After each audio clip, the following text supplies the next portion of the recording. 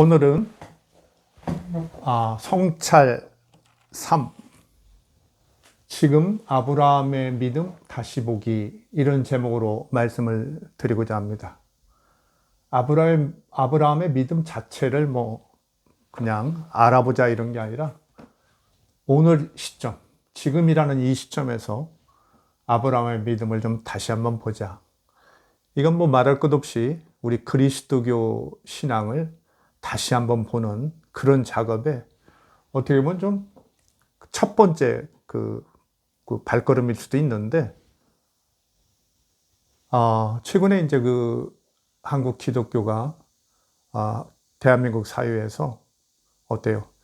정말 사회 일반, 국민 일반이 충분히 납득할 만한 것이 못 되는 그런 것들을 이제 이슈로 삼고 아주 정치적 행보를 해가지고, 특별히 지금 코로나 바이러스 그런 감염 문제로, 전염 문제로 많이 국민들이 이렇게 염려를 하고 있는데, 그런데도 불구하고 이게 아주 대중적인 행사를 개최한다든지 아니면 교회들이 정부의 어떤 방역 지침을 충분히 쫓지 않는다든지 이래가지고 지금 많은 어려움이 이제 대한민국 사회가 또 봉착해서 일반인들이 굉장히 교회를 이제 비판하고, 그동안도 비판이 많이 있었습니다만은 그리스도인 안에서도 정말 참담하다는 이런 말이 많이 나오고 있고요. 교회를 좀 어느 정도 떠나 있는 그런 가난한 성도랄까, 이런 분들 옆에서 또 안타깝게 이렇게 바라보고 있는 분들의 마음도 상당히 좀 아프게 하고 그런 실정이죠.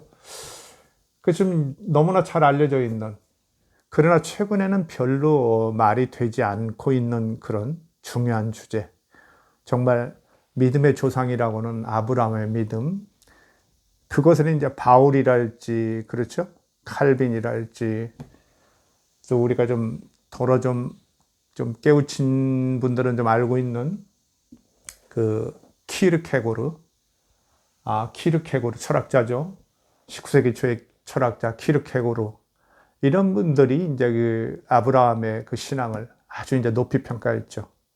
아주 평가해서 정말 자기 자식까지 이렇게 바치려고 했던 그런 번제에 뒤늦게 난 아들, 100세에 난 아들 이삭을 바치려고 했던 이런 것들을 아주 어떤 신앙의 모본으로 보고 굉장히 칭송을 하고 그랬죠.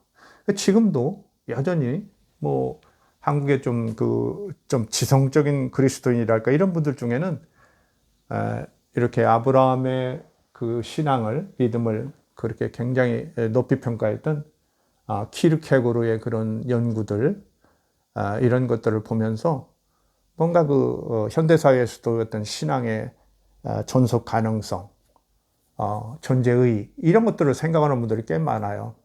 저도 그런 여기 정말 한 8년 전쯤 되는 걸로 알고 있는데, 키르케고르의 이런 책들을 정말 밤을 새워서 읽었던 시절이 있는데요. 오늘 아마 중요한 얘기가 나오는 곳은 이 공포와 전율이라는, 1843년 코펜하겐에서 졌다고 딱 나와 있는데, 키르케고르가 30세에 지었던 공포와 전율이라는 책이 있습니다. 이 책 자체가 아브라함의 신앙을 다 얘기하고 있어요. 그래서 구체적으로 챕터의 제목도 아브라함 찬사, 이런 것도 있죠. 정말 이런 것들을 제가 열심히 읽으면서 뭔가 기독교의 어떤 가능성, 전통적 기독교의 가능성이 없는가, 이런 것을 찾고 고민하던 시절이 아마 7, 8년 전에 있었던 건데, 좀 이번 주제를 다루면서 좀 새롭다는 느낌을 받았습니다. 물론 저는 그것을 이제 지금 많이 벗어나 있는 건 사실입니다. 근데 이제 이게 그야말로 19세기에 그치는 게 아니라 오늘날도, 아까도 말씀드렸죠, 한국에서 여전히 많은 지성적인 크리스찬들이 아브라함의 믿음을 소위 부조리의 믿음이라고 해서 믿을 수 없는 거지만 믿는 믿음이죠. 참 묘하죠. 믿을 수 없기에 믿는다는 믿음. 그 논리를 아주 잘 표현해 놓은 것이 이 공포와 전율이라는 책이거든요. 그러니까 이제 어때요? 21세기가 되니까 지성적 그리스도인일수록 어떻겠어요? 정말 믿을 수 없는 것을 믿어야 하는 상황. 혹은 정말 이것까지도 우리가 따라야 하나 이런 것들이 많이 있잖아요. 이미 모든 것들이 밝혀지고 이 고대적 신앙 자체가 이제 낙후되고 그야말로 철진한 것이 되다 보니까 이런 것들까지도 우리가 지지하면서 믿어야 할까 이런 것들이 많아지죠. 그런 고민들이 있는 분들이 이제 키르케고르를 많이 찾았던 것 같아요. 그 중에 뭐 우리가 잘 아는 이 김용규 선생의 그 신, 책 대단하죠. 이분은 이제 그 독일에 가서 철학도 공부했고, 그 다음에 신학을 해서, 신학을 한 분인데, 아주 이렇게 대단한 참 노작을 썼죠. 그 저도 뭐 옛날에 나온 책을 한번 읽었었는데, 이렇게 노작이기 때문에 새로운 책을 또 사서 이렇게 열심히 읽어봤습니다. 근데 이분은 인문학을 표방하고 있는데, 역시 신학을 한 분이라서 그런지 몰라도, 키르케고르의 어떤 그런 부조리의 신앙, 부조리를 믿는 신앙, 여기에 여전히 방점을 두고 키르케고르는 물론 전통적 기독교를 열심히 변증하고 있더라고요. 그래서 뭐 신학을 하신 분이니까 이해는 오지만은 인문학으로서는 어떨까? 인문학을 표방한 이상 어떨까? 과연 그분이 말씀하시는 것들이 충분히 인문학자들에게 설득력이 있을까? 이런 생각을 할 때 조금 안타까움이 있었습니다. 그래서 이런 것들을 오늘 모아서 뭐 옛날 얘기니까 또 그 옛날 얘기를 아주 오래된 얘기죠. 역사학자는 또 어떻게 보는가 이런 것도 좀 여러분이 좀 함께 이렇게 좀 보시면서 이렇게 자리를 나눴으면 좋겠습니다. 그 창세기 22장 1절부터 이건 뭐 우리가 너무 잘 알죠. 여러분이 잘 알아서 뭐 굳이 다 아니 하나님이 아브라함을 시험하시려고 그랬죠. 그 100세에 난 아들 이삭을 번제로 드리라고 그랬어요. 모리아 땅으로 가서 그래서 아브라함이 이제 그 아들하고 종 2명하고 나귀들하고 이렇게 해서 그러니까 4사람하고 나귀하고 이제 번제했을 제물들 이런 것들 음식, 식량 그런 거 가져갔겠죠. 3일이나 걸어왔어요. 그러면서 이제 모리아 산이 이제 그 산이 보이는 데서 스톱하고 종들한테는 여기 있으라고 그러고 나귀도 거기다 두고 아들하고 둘이서 아들 이삭에게 이렇게 짐을 그 번제에 쓸 나무 화목이죠. 화목을 매도록 하고 자기는 이제 불하고 뭐 이렇게 칼 뭐 이런 거 들고 갔다고 그러죠. 그런데 이제 어린 아들이 물어봤죠. 근데 이때 아이라고 나왔는데 이 성경 번역은 주로 아이라고 번역하는데 우리나라 성경은 몇 살 때냐? 이것도 상당히 그 논란이 되고 있어요. 그래서 제가 이제 인터넷에 뒤져보고 그러니까 어떤 분들은 9살이다. 뭐 이렇게 많이들 얘기하시는 거 봐요. 근데 어떤 분은 25살이다. 9살이 너무 어리다고 봤겠죠. 시대적, 이제 현대인으로 감정으로 볼 때는 9살 어린이를 저렇게, 끌고 가다니, 뭐 좀 안타까움도 있겠죠. 아무 근거들은 없어요. 25세다. 어떤 분은 또 사라가 죽은 해 이삭이 37세였는데 아마 그때쯤일 것이다. 어떻게 이렇게 어린이를 제사로 드린다고 하겠느냐. 자기도 충분히 알아들을 만한 37세일 때일 것이다. 뭐 이러고 그것도 아무 근거 없죠. 그런 얘기를 합니다. 근데 전체적으로 볼 때는 어린 시절, 아마 소년 시절, 아주 어린이는 아니겠죠. 번제에 쓸 화목을 맬 정도는 되니까. 그러나 뭐 성인이라서, 만약 성인이라면 25세나 37세면 아브라함이 아들하고 뭐 상의를 했겠죠. 이 문제에 대해서.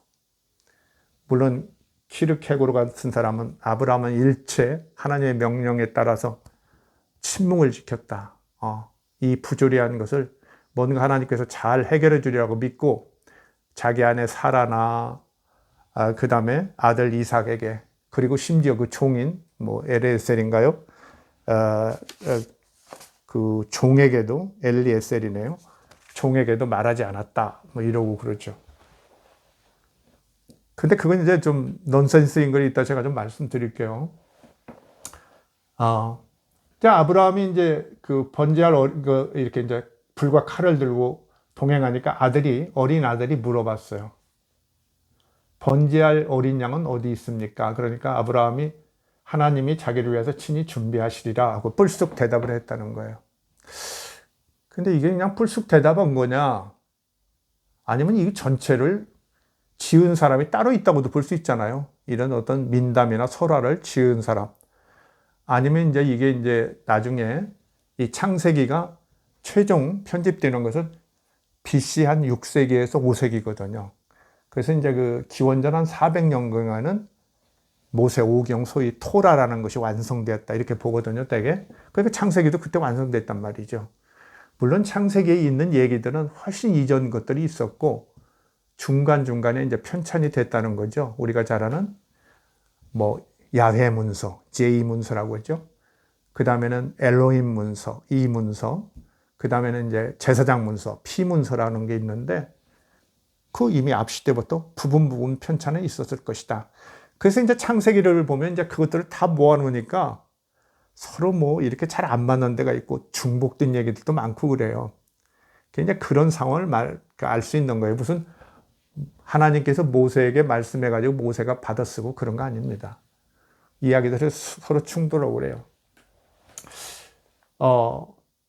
기왕에 그 얘기 나왔으니까 한번 얘기할까요?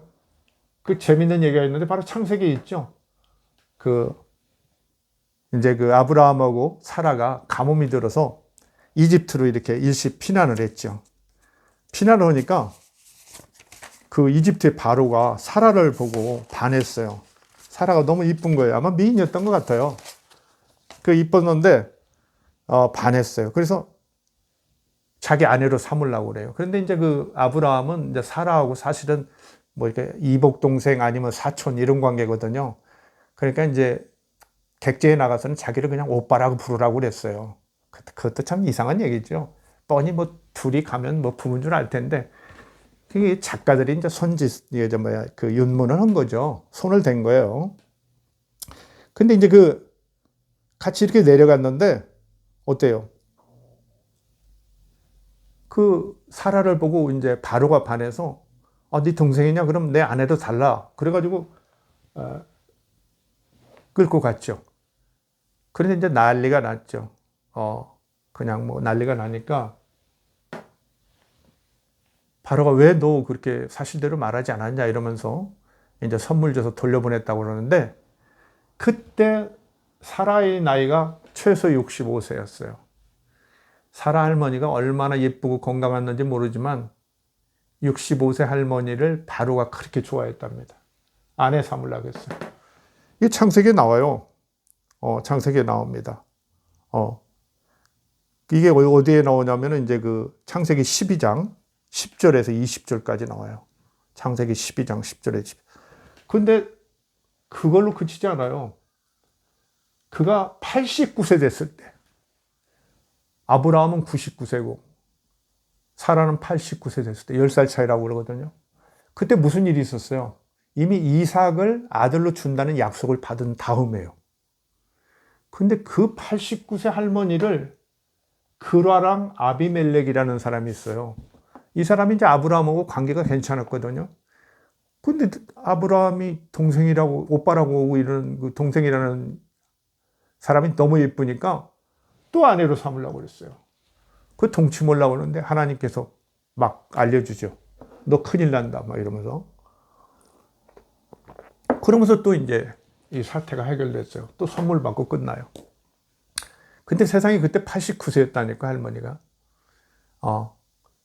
어때요? 자기는 도저히 아이 못 낳는다고 뭐 이러면서, 종을 입양하려고 한 적이 있고, 그 다음에 어때요?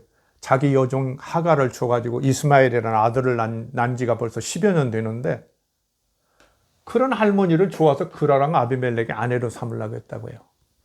이게 창세기 안에 있어요. 여러분, 뭐 1.1획도 하나님의 말씀이니까 틀리지 않는다 이런 거 그런 얘기하면 안 돼요. 이거 어떻게 설명하겠어요? 분명히 그야말로 맨스도 다 끝이고 도저히 아이 낳을 희망이 없는데 하나님께서 아이를 준다고 하니까 아브라함도 웃고 이삭도 웃었다고 그러죠. 창세기 17장과 18장에 보면은 아브라함이 처음 그 얘기 듣고 웃어요. 말도 안 된다고 그래서 웃은 거죠. 사라한테 또 얘기하니까 사라도 웃어요. 천사가 얘기하니까. 그거 되게 나가요. 근데 사라는 더 웃기는 게 천사가 너 웃었지? 그러니까 안 웃었습니다. 막 이렇게 부정까지 해요. 여자들이 더 세죠. 천사한테도 별로 안 떨어요. 아줌마들은. 사라가 2번이나 부정하고 그래요.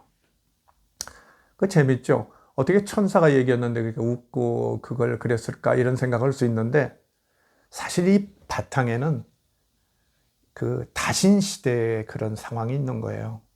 여러 신들을 사실 섬겼거든요. 그때는. 그 우리가 이제 그 BC 7세기 622년 이후에야 이제 그 남유다 왕국에서 유일신 신앙이 정치적으로 이렇게 시행되는 거지. 그 전에는 아주 다신 상태였거든요. 그러니까 그냥 신들이 있었으니까 그렇게 신들을 너무 두려워하지 않는 상황. 이런 것들은 우리가 좀 생각해 볼 만해요. 그러면서 말도 안 된다 하면서 씩 웃을 수도 있는 거죠. 전에 제가 옛날에 얘기했는지 모르겠지만 그 기드온 같은 사람이 여호와 하나님 테스터잖아요. 그죠? 진짜 자기를 도와줄 수 있는지 없는지 이쪽에 있을 내려보십시오. 그러니까 한 번으로 못 믿겠습니다. 저쪽으로 내려보십시오. 또 내려줬다는 거죠. 그런 식이에요. 다신 시대, 오히려 신을 사람들이 선택할 수 있던 시대 얘기니까 굉장히 창세기를 봐도 어때요? 여호와 하나님이 적극적이에요. 아브라함한테 자꾸 축복하고 그러죠. 막 축복하고 너 아들 줄게 사라한테 줄게 하고 계속 그러죠. 그런데 여기 와서는 이제 아브라함을 테스트하려고 그런 거예요. 시험하시려고. 진짜 하나님이 테스트하려고 했는지 아니면은 창세기의 저자나 아니면 그런 전승을 만들던 민중들이 야, 이거 한번 테스트해야 하는 거 아니야? 이런 마음을 가졌을 수도 있어요. 왜 앞에 웃고 막 이런 것도 있고 그러니까 제대로 안 믿은 거 아니야? 막 이런 그런 생각을 하는 사람도 있겠죠. 테스트 한번 해보자. 욥처럼 테스트 한번 해보자는 거죠. 그런 일이 지금 벌어졌어요. 이게 사실인지 그야말로 그냥 설화인지 모르는데 저는 설화라고 당연히 여기죠. 아까 그런 엉뚱한 거, 나이 사건 이런 거 보면 이게 팩트 사실일 리는 없죠.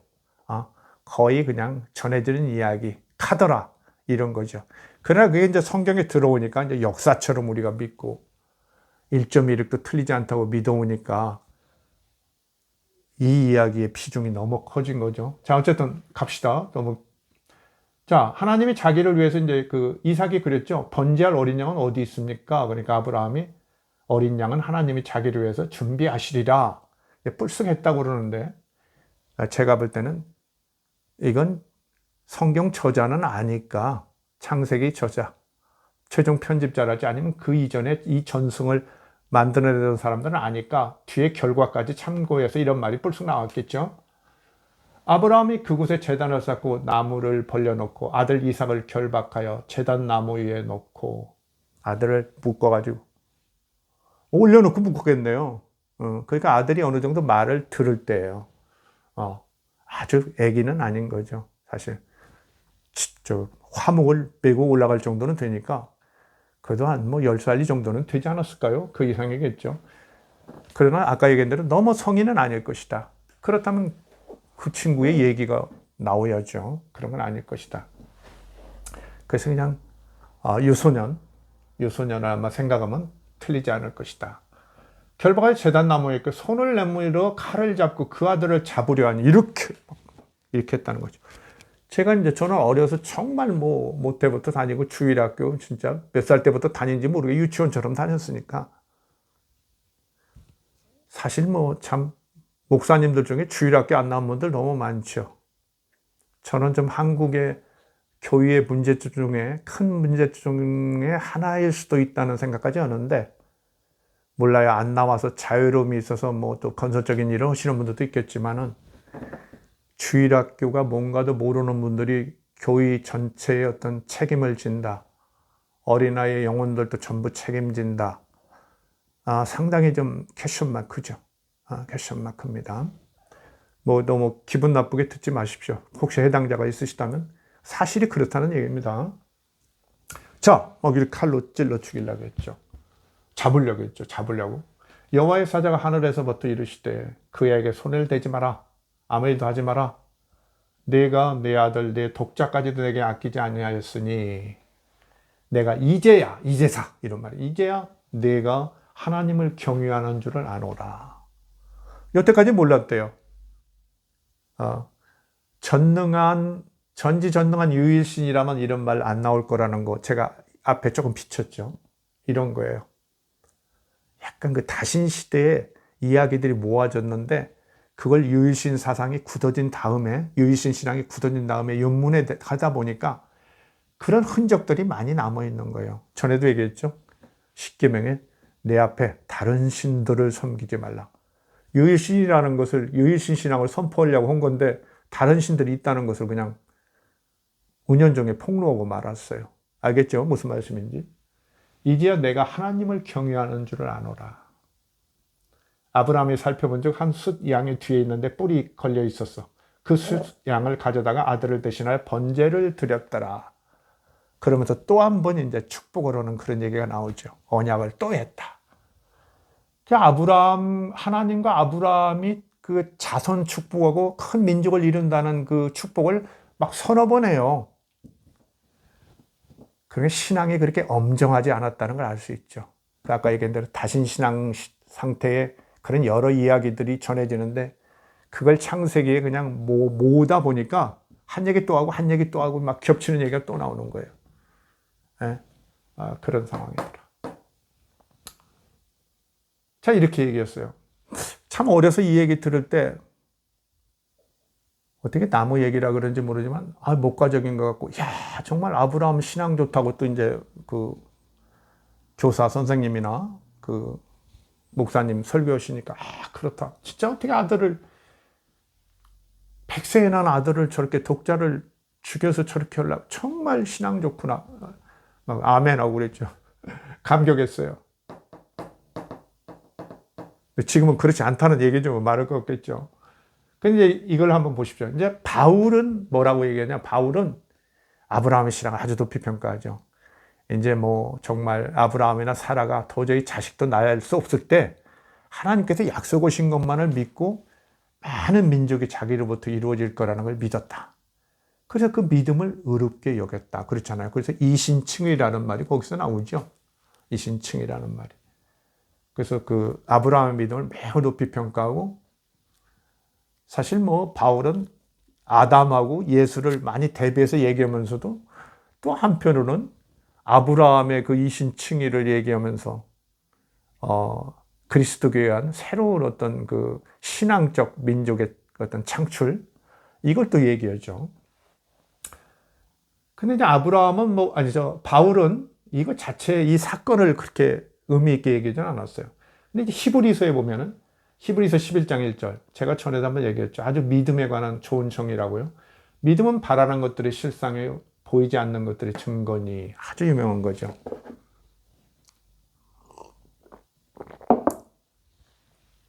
그 17절에 가면 11장 17절에 가면 이 사건이 나와요. 아브라함은 믿음으로 이삭을 드렸으니 그에게 이미 말씀하시기를 내 자손이라 칭할 자는 이삭으로 말미암으리라 하셨으니 창세기 17장 16절에서 19절까지 나오죠.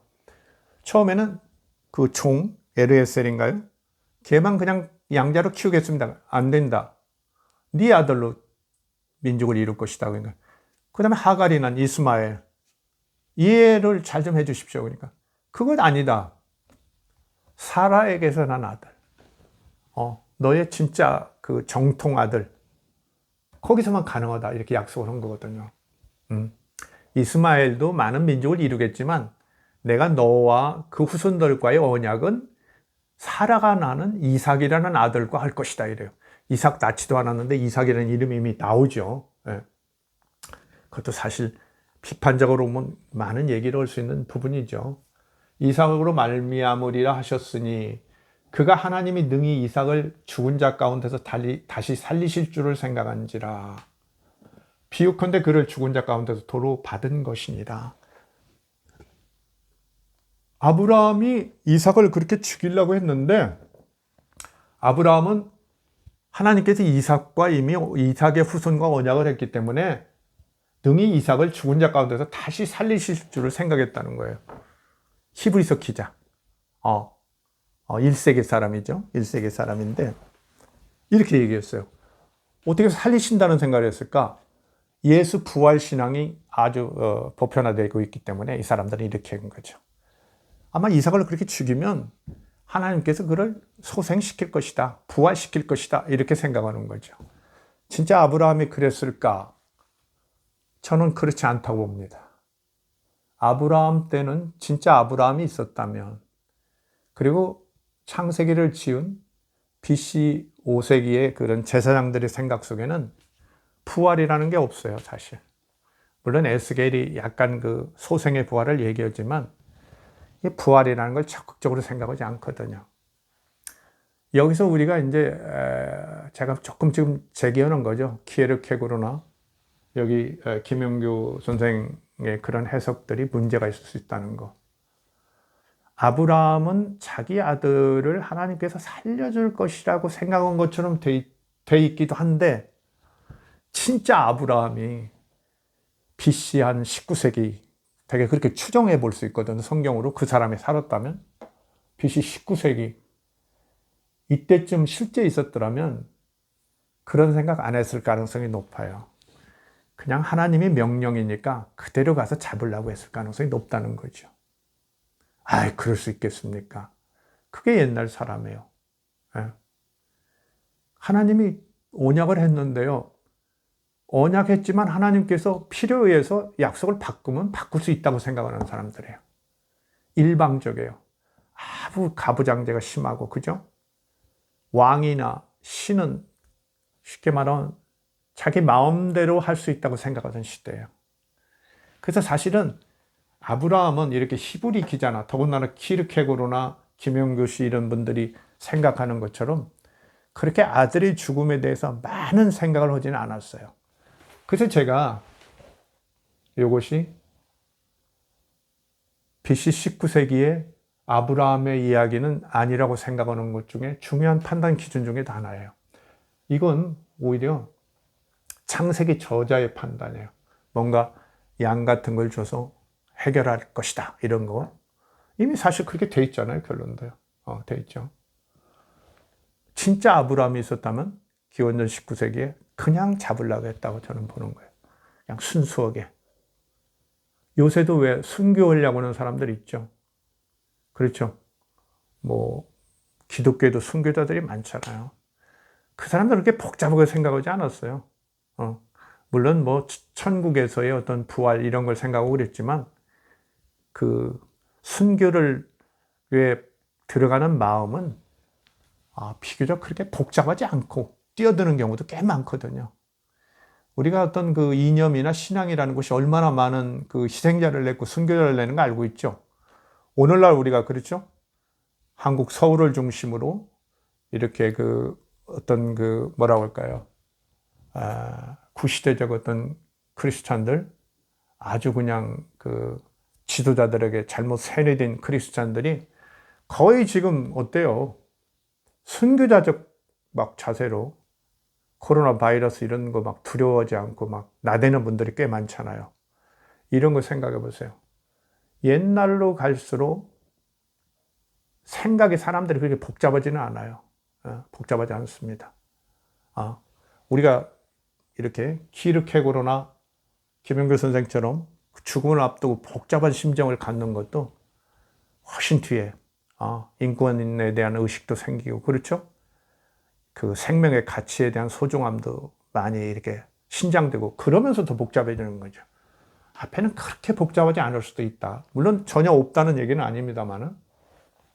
자, 그래서 히브리서는 이삭의 어떤 재생 부활 가능성을 뭐 당연히 예수 부활도 있고 그러니까 생각했을 것이다 그러고요.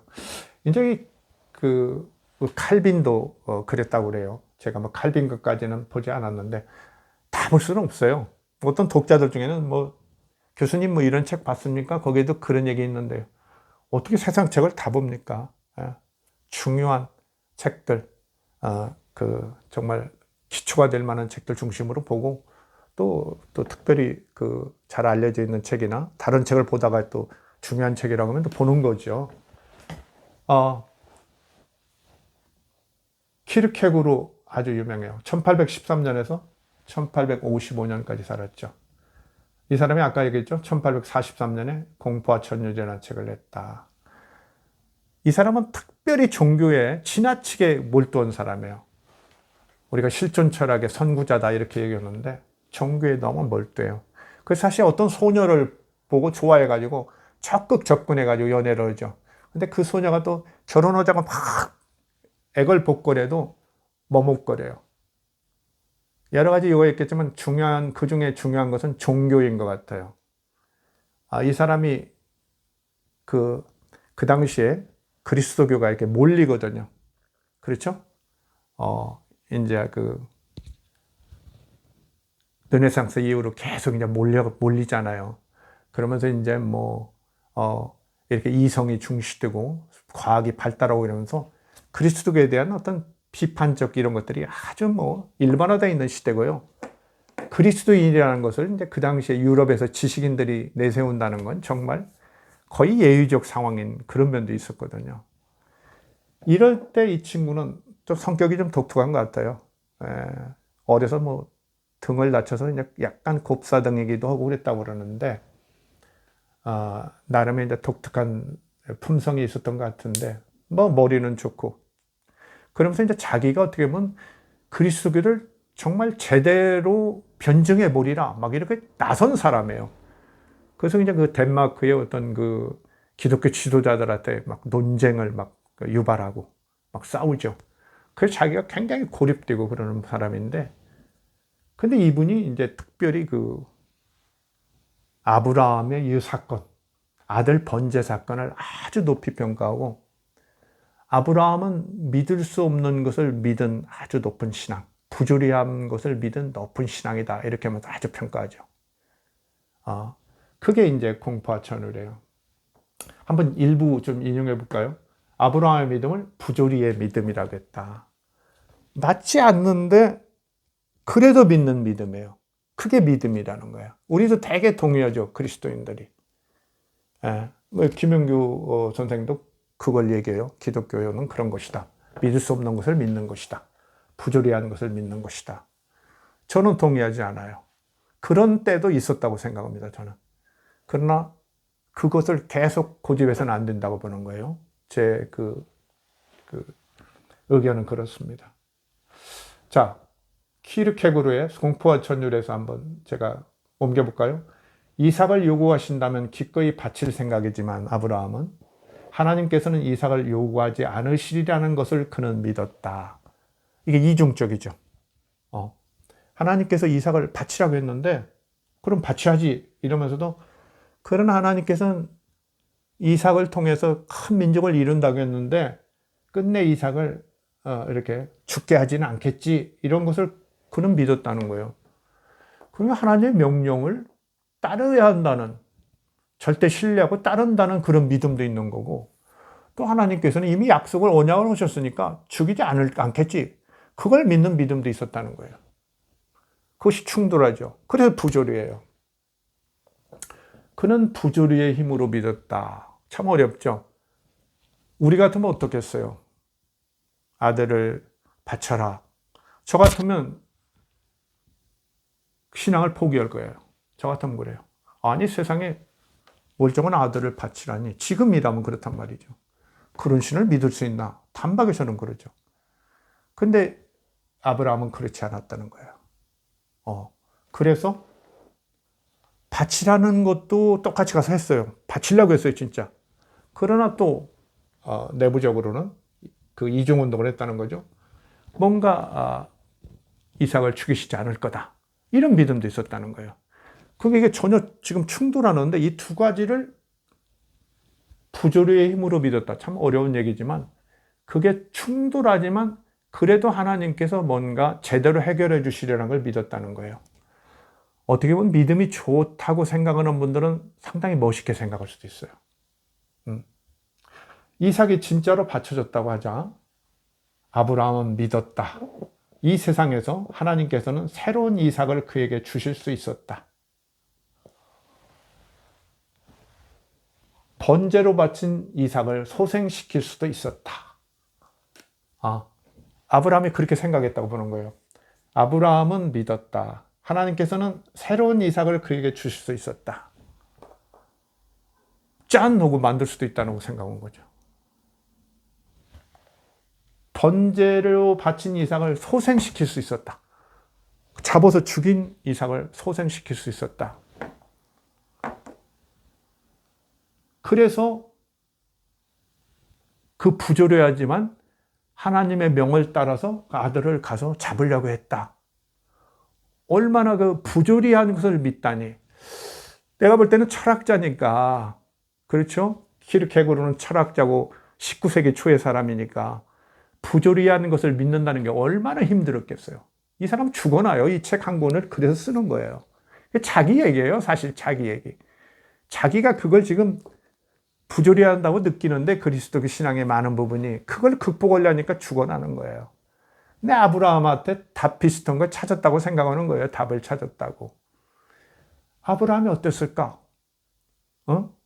얼마나 고민하면서도 그러나 또 약속을 믿으니까. 그런데 또 하나님의 명령을 따르지 않을 수도 없고 그 부조리를 믿고 돌파했다는 거예요. 그러면서 아브라함 찬사라는 챕터가 있다니까요, 여기에. 제가 볼 때는 키르케고르는 자신을 아브라함한테 투사해가지고 지금 사실은 자기 얘기를 하는 거예요. 많은 분들이 그렇게까지 얘기하는지는 모르겠는데 저는 읽어보니까 금방 알겠더라고요. 처음에는 몰랐습니다. 요새 다시 보니까 금방 알겠어요. 이게 자기 얘기구나, 지금. BC 19세기 얘기를 AD 19세기의 사람이 지금 얘기하고 있어요. 자기 판단을 투사해가지고. 비역사적이라니까요, 이건요.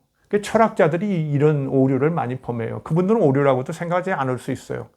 철학이라는 건 비시간적이다. 그렇죠? 비역사적이다. 탈역사적이다. 이렇게 흔히 그리스 철학으로부터 이게 내려오니까 그렇게 얘기하는데요. 말이 아니죠. 역사학이 또 얼마나 많은 공헌을 했는데요. 그렇죠?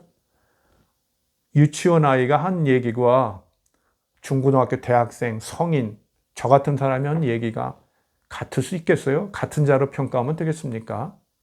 안 되죠. 성숙한 만큼 거기에 맞게 또 기준을 높이고 책임을 또 지어야지 않겠습니까? 자, 이렇게 얘기한단 말이죠. 하나님께서는 새로운 이삭을 그에게 주실 수 있었다. 번제를 바친 이삭을 소생시킬 수 있었다. 근데 제가 이제 키르케고르를 왜 지금 좀 비판하냐면요. 아브라함은 혹시 그랬더라도 BC 19세기에 공교롭게도 AD 19세기에 그 유럽의 최고 지성이 예를 들면 거기서 이삭의 인권이랄지 이삭의 생명의 소중함, 그 어린 소년이 아버지가 칼을 들고 내리치려고 할 때 그 받았을 트라우마, 아마 일생을 두고 아버지를 보면 어떻겠어요? 밤에 꿈도 수백 번 꿨겠죠. 실제 사실이라면. 사실이 아니라고 제가 생각하니까 제가 위로가 된다니까요. 만약에 이게 실제 사실이라면 어떻겠어요? 여러분이 여러분 자녀를 하나님께서 너 신앙 테스트 해보겠다고 그래서 번제드리라고 해서 칼로 이렇게 했다고 생각하세요. 가정이 유지되겠어요? 그 어린이의 인격이 어떻게 파괴되지 않겠어요? 이런 생각을 전혀 않고 있어요. 제가 보니까 키르케고르가 자기가 당한 어떤 실존의 문제, 자기 신앙의 문제, 이걸 해결하다 보니까 너무 기존 신앙을 옹호하는 쪽으로 빠져버렸어요.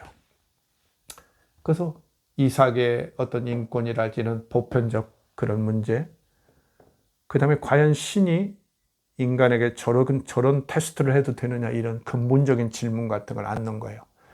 많은 철학적 질문을 수없이 퍼붓을 수 있는데 그건 다 버리고 오직 아브라함에게만 초점을 맞춘다니까요. 어때요? 아브라함의 믿음 증명만 그렇게 중요한 거예요. 어떤 사라의 그런 거, 90세에 낳은 아들을 내주는 사라의 마음, 채로 그 어린이의 마음이 얼마나 중요해요. 그의 인격이, 인권이, 생명이. 그 저는 여러 가지 생각해 봤어요. 예수님 같으면 뭐라고 이걸 해석했을까? 다행히 예수님이 이런 질문을 안 받았는데 제가 사실 며칠간 예수님께 질문을 여러 번 해봤어요. 아마 예수는 다르게 얘기했을 가능성이 있다고 봐요. 왜? 어린아이를 너무 소중하게 여기고 나를 대접하는 거고 하나님을 대접하는 이런 거고요. 그렇죠? 한 생명이 천하보다 소중하다고 얘기하는 분이에요. 그분이 이런 얘기를 듣고 어떻게 얘기했을까? 얘기 안 들은 분한테 제가 뭐 가상해서 너무 지나치게 얘기할 수는 없지만 다른 대답을 했을 것이다. 안식일의 주인은 사람이다. 이렇게 하는 분이니까 다른 얘기를 하지 않았을까 이런 생각을 하는 겁니다. 어쨌든 키르케고르의 이런 아주 그 문제를 부조리를 자기가 해명하다 보니까 별 얘기를 다 해요. 별 얘기를 다 하는데 예를 들면 윤리적 판단의 중지. 윤리적으로 문제되죠. 아버지가 아들 잡으려니까. 그 판단을 중지한다는 거예요. 침묵을 지킨다는 거예요. 그걸 이제 침묵 지킨 거 이걸 이제 칼빈도 굉장히 칭찬하고 우리 김용주 선생도 놀랍게 칭찬하고 이번 문제가 크다.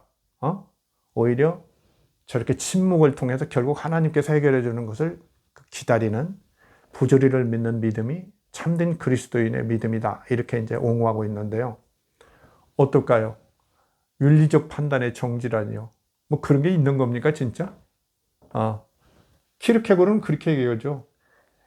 윤리의 법정, 세계 윤리의 법정을 넘었다고 얘기해요. 엘리에셀, 구총, 그 다음에 사라, 그 다음에 이삭의 가부장 시대니까 사실은 그냥 무시했던 거예요. 아니, 엘리에셀 종의 무슨 윤리의 법정 따위가 뭐가 필요해요. 그 고대 가부장의 절대 권력을 가졌는데 사라한테도 안 물어보는 거예요. 가부장 아버지가 결정하면 끝나는 거예요. 그렇죠? 신과 가부장 아버지 아브라함 간의 관계에서 끝나버려요. 어린 아들 이삭에게 안 물어봐요. 아들을 팔 수도 있는 시대이고 죽일 수도 있는 시대인데 뭐 물어보겠어요. BC 19세기라면 문제가 전혀 안 된다니까요. 그런데 BC 6세기, 5세기에는 조금 뭐가 되니까 창세기 저자들의, 편집자들의 어떤 윤문 같은 게 좀 들어와 있다고 보는 겁니다, 저는. 그런데 어떠냐? AD 19세기에 그렇게 대단한 철학자라는 분이, 실존 철학 하시는 분이 아브라함에게만 빠져가지고 그 실존 철학에 갖고 있는 어떤 문제점 같은 걸 잘 보여주기도 하는 거죠. 그렇죠? 너무 자기 문제에 몰두하면요. 다른 상황을 못 보는 거예요. 자기 존재만 소중하게 보고 그러면 그 뒤에 어때요? 실존주의 철학이라는 것이 갖고 있는 문제점들이 그런 게 있었잖아요. 그래서 정말 우리는 이걸 좀 읽어내야 한다. 이삭의 생명의 소중함, 인권, 그의 트라우마 등 사라가 받을 충격 같은 거. BC 19세기 사람은 아무 생각 없이 넘어가도 되지만 AD 19세기, 21세기의 우리가 사라의 어떤 그런 고난과 그렇죠? 이삭 자체의 그런 충격, 엄청난 이런 문제를 모른 척 넘어간다는 건 말이 아니죠. 판단 중지 이런 건 어불성설해요. BC 19세기라면 그런 건 있지도 않고요. 그렇죠? AD 19세기에 어떻게 저런 윤리적 문제의 판단을 중지합니까? 당장의 문제죠. 그런 신이 정말 19세기 초반에 그런 것을 요구한다면 거절해야죠. 저는 키르케고르가 수고는 많이 했고 사실 기독교에 대해서 좋은 얘기를 너무 많이 했어요. 제가 제일 마음에 드는 건 그거더군요. 믿음이라는 건 정렬이다. 이런 구절이에요. 그래요. 우리가 믿음을 그래도 문제가 있다고 해도 가지는 이유는 뭘까? 뭔가 미래에 대한 어떤 정렬이에요. 하나 더 붙이자면 선한 정렬. 뭔가 좀 낫게 해봐야지. 나아질 수 있겠지, 저는 그런 거. 그런 것이 있기 때문에 우리가 지금도 그렇게 그냥 사람들한테 삿대질 당하는 기독교 신앙 같은 데도 여전히 좀 미련을 갖고 뭔가 정말 변혁의 가능성이 있는가 이걸 생각해 보는 거죠. 자, 제 얘기는 충분히 전해졌죠? 김영규 선생의 신, 아까 얘기했죠. 너무 대단한 책이에요. 문제가 있어도 훌륭한 책입니다.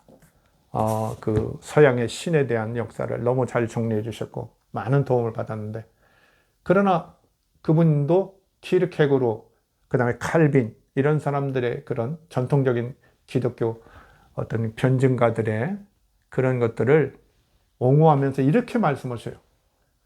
21세기의 책인데, 믿을 수 있는 것을 믿는 것은 믿음이 아닙니다. 교회에서 전에 많이 얘기했죠. 믿을 수 없는 것을 믿는 것이 믿음이지요.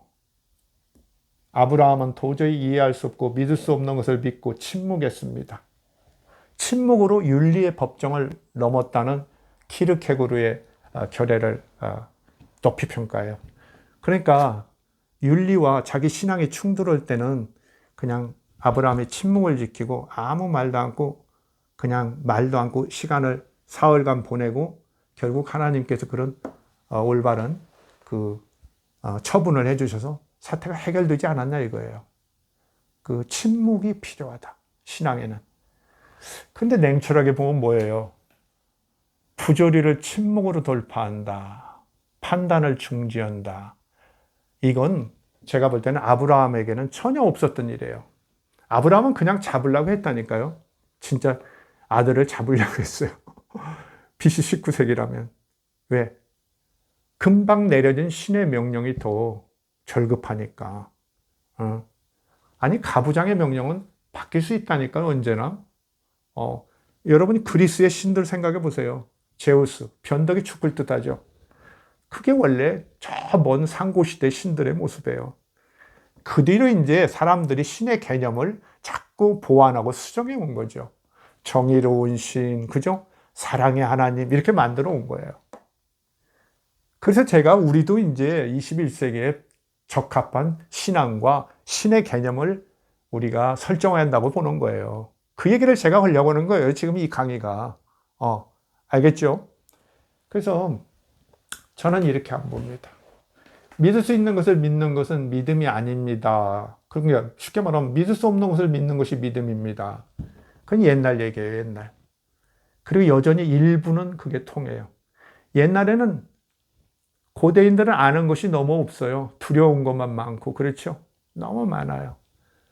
그러니까 믿고 긍정적으로 나아가는 사람들이 성공하는 확률이 상대적으로 훨씬 높았어요. 그렇죠? 그 믿음을 통해서 긍정적으로 생각하고 나가는 사람들이 성공할 확률이 높았답니다. 높은 겁니다. 그래서 역사가 발전해 왔죠. 얼마나 많은 사람들이 그 믿음이라는 이름 때문에 희생됐는지 우리가 그것도 기억해야죠. 그러나 지금은 어떨까? 정말 아브라함 시대에 비해서, 바울의 시대에 비해서 어떨까? 지금은 과학 학문이 너무 발달했죠. 많이 발달했죠. 모르던 걸 너무 알아요. 제가 얘기했죠. 예수님은 바이러스 몰랐다. 세균도 몰랐어요. 손 안 씻어도 되는 줄 알았어요. 예수님 그랬다니까요. 너무 발전했어요. 과학, 특히 학문의 발달, 일반 인지의 발달, 머리의 발달. 어때요? 정말 믿을 수 없는 영역이 너무 줄어들었어요. 믿을 수 없는 영역이. 그래서 믿을 수 없는 영역이 자꾸 들으니까 사실 이 신앙에 설 자리가 약해진 거예요. 옛날에 뭐 말하던 거, 뭐 생물학적 지식이랄지 이런 자연에 관한 지식이랄지 심리학적인 어떤 그런 거랄지 정치 경제에 관한 예측이랄지 이런 것들, 다른 학문이 너무나 정확하게 너무나 폭로를 깨우고 있잖아요. 목사님이 그렇게 사회를 지도할 수 없다니까요. 그러니까 자꾸 그냥 자기 교의만 갖고 그냥 교인들을 그냥 꼼짝 못하게 묶어가지고 자기의 충실한 부하처럼 만들려고 하시는 것 같아요. 그러면 안 되죠. 다 우주, 천하보다 중요한 생명들인데 그분들의 일생이 한 번인데요. 그분들도 이 세상에서 뭔가 재밌게 왔다 갔다, 나 참 즐거웠다, 그걸 느끼셔야 할 텐데 좀 아쉽죠. 그래서 믿을 수 없는 영역이 대폭 축소된다. 그래서 당신은 뭐냐 지금. 현대는 저는 그렇게 얘기하는 거예요. 믿을 만한 것을 믿는 시대다. 믿을 만한 것. 최대한 과학이나 학문적인 이런 판단을 해서 그래도 밝혀지지 않은 부분이 있어요. 그 밝혀지지 않은 부분도 믿을 만한 것인가 아닌가는 따져야 한다는 거예요. 도저히 믿을 수 없는 것을 무조건 믿으면 되냔 말이에요. 그렇죠? 물을 포도주로 만든다든지. 근데 집착하면 되겠어요? 예? 그냥 소경이 그냥 기도하면 낫는다. 지금 바이러스가 창궐하는데 일부 교회에서는 그런 걸 하는 거죠. 신앙인들은 하늘에서 성령의 맑은 바람이 불어서 바이러스 안 걸린다 어쩌고 그러죠. 바이러스 방역에 맞서던 목사님들 이런 분들 많이 걸려서 지금 고생하시죠. 그런 거 없어요. 그러니까 옛날 사람들은 믿을 수 없는 것들이 많으니까 어떤 의미로는 기적을 많이 추구해요. 기적을. 답답하거든요. 모르는 게 너무 많으니까. 막 기적을 추구하죠.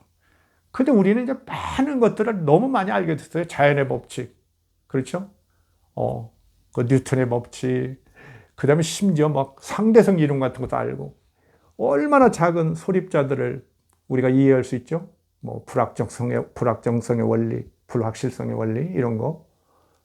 그런 걸 통해서 인간이 아는 것이 옛날에 비하면 제법 많아지는 게 아니라 너무 많다니까요. 너무 많아졌어요. 그럼 우리가 신앙으로 우리가 정말 믿어야 할 대상은 매우 축소되어 있어요. 그럼 우리 인정해야 합니다. 그래서 괜히 고대 사람들, 중세 사람들이 무조건 그냥 모르니까 모르는 가운데 무조건 믿었던 그런 다소 만용에 가까운 그런 믿음, 이런 것들을 지금 우리가 추구하면 안 돼요. 옛날 사람들은 기도하니까 죽은 사람도 살았다. 예수님이 진흙 묻혀서 소경의 눈에 묻혔더니 눈도 다 났었다. 그 뒤에 크리스찬들이 그렇게 많지만 요새 어때요? 침 뱉어가지고 흙 발라가지고 소경 나섰다는 사람이 있어요. 지금 눈 안 좋아서 고생하는 분이 얼마나 많습니까? 그런 거 없단 말입니다. 그럼 우리는 믿을 수 없는 것을 믿는 게 아니라 저는 믿을 만한 것을 믿는 시대다. 거기에다가 어떤 건전한 우리의 소망, 과학이나 이런 것들이 밝힐 수 없는 어떤 건전한 소망, 이런 것들은 붙일 수 있겠죠. 천국이 있으면 좋겠다, 이걸 믿는 사람이 있다고 해보세요. 천국이 없다는 것을 또 굳이 증명해내는 것도 참 불가한 거죠. 물론 이제 논리적으로 얘기할 수는 있어요, 저도. 물론 두뇌과학이나 심리학 이런 책들을 많이 보니까 앞으로 좀 얘기할 기회가 있겠지만, 그래 일단은 우리가 하여간 믿을 만한 것을 믿는 신앙으로 바뀌어야 한다. 저런 아브라함의 신앙, 신이 저럴 리도 없고, 저런 신이 있으면 당연히 거부해야죠. 우리는 지금 그 원시 부족, 이스라엘 원시 부족들이 믿었던 그 신앙을 지금 옹호하면 안 된다니까요. 그 뒤에 신 개념이 바뀌어요. 예수님 때도 어때요? 제가 얘기했죠. 예수님은 이 땅에 하나님 나라를 이루려고 하고, 예수님이 생각한 하나님은 사랑의 하나님이에요. 탕자를 향해서 맨발로 뛰어나오는 하나님. 어린아이를 환영하고 자기처럼 대접하는 하나님. 신의 개념이 확 바뀌어 있죠. 과학의 시대 너무 지금 발전했죠. 더 좀 발전해야 돼요. 우리도 깨야 돼요. 깨지 않을 수가 없어요. 왜? 그냥 다 파헤쳐가지고 아는 게 너무 많으니까. 그래도 모르는 건 천지 아닙니까? 바이러스도 해결 못하지 않습니까? 해결 못하죠. 그러나 바이러스를 신부님이나 목사님도 해결 못하죠. 교황님도 참 애처롭게 기도하셨지만 해결 안 되잖아요. 결국 우리들에게 주어진 무대예요. 우리들의 숙제거든요. 그래서 우리는 이런 원시적, 정말 일방적, 가부장적인, 아들을 죽여도 된다고 생각하는 그런 시대의 믿음을 지금 그대로 옹호할 수는 없습니다. 이렇게 하면 큰일 납니다. 우리는 그 뒤에 살필 것이 너무 많아졌어요. 예수님에게도 묻고 과학자들에게도 묻고 많은 또 일반 사회의 지성들한테도 묻고 이러면서 우리가 믿을 만한 것을 새롭게 구축해야 되리라고 생각합니다. 오늘 여기까지 마치겠습니다. 감사합니다.